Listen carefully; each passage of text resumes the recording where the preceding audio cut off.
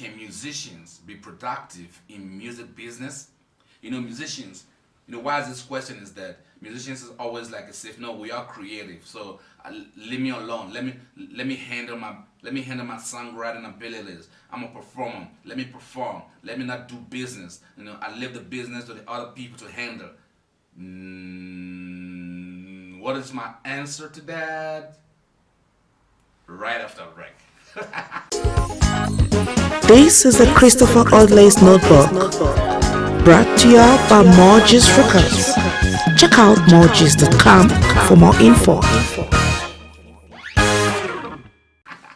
Now, the question was, can musicians be productive, in music business? Can musicians be be very active, know how to be able to do business? That is the question. Now here is how I look at it. For me, artists can be self-reliant depending on their general mindset. Artists can be business people. Depends on their general mindset, and also depends on individuals. So if artists decide to take the bull by the horn and stray away from the act of dependency, then they can be able to see themselves as business people, just like every other businessman and woman out there. Otherwise, the attitude that where the artist always feels that somebody or some companies owes them a thing called recording deal, some artists or group of artists, or in most cases artists always feels like somebody owes them, or some companies owe them the obligation, something that they call recording deal. This kind of attitude need to be adjusted a little bit. That's how I feel, that artists need to adjust that kind of attitude, so that once this is done, artists can be able to act like their songs written is their raw materials. Remember we talked about the business and the transactions and the production. So when artists start to think like business people, they start to see their songs as their raw materials,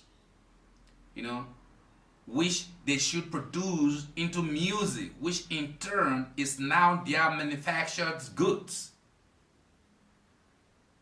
They're all marketable. In this scenario, when manufacturers their products, they devise a means of selling it at any marketplace or space. So this is what musicians or artists need to do as well, When manufacturers manufacture their goods, they finalize them, polish them, make them marketable, and take them to marketplace or search for the marketplaces to sell their goods. So this is what the artists need to do as well. In doing so, there will be ups and downs, just like any other business in any industry. Don't forget that. Once musicians are beginning to see themselves in this light, only then there can be an industry with a thriving business. So I guess you know exactly what I'm trying to analyze here, or the meaning of this my analogy. Otherwise, we can have a robust debate about this, like on a continuous basis when you keep commenting on the comment line below. If you're listening to the Morgeez podcast on iTunes or Spotify or Stitcher, leave your comments, or the Morgeez podcast, podcast.morgeez.com. Leave your comments. Let's engage ourselves. If there's something that I try to explain that is not understandable, so that we can be able to conversate as a community and find a simple answer to our questions as people who are in the music business and in the music industry. Next question that we need to find an answer to is, can artists be self-sustainable in the music industry? Take note, these questions, they are similar questions interwoven, but they needed some little bit of tactical discipline, little bit different from one another, in order for us to be able to consider ourselves as musicians, business people. Personally, I want to see a music industry where music business thrives and and controlled by people at the helm of it all. By this, I mean the musicians themselves. They are the ones who write these songs. I want to see them at the helm of affair. My dream, my dream one day is to see a music industry where the manufacturers, that is the musicians, owns their products.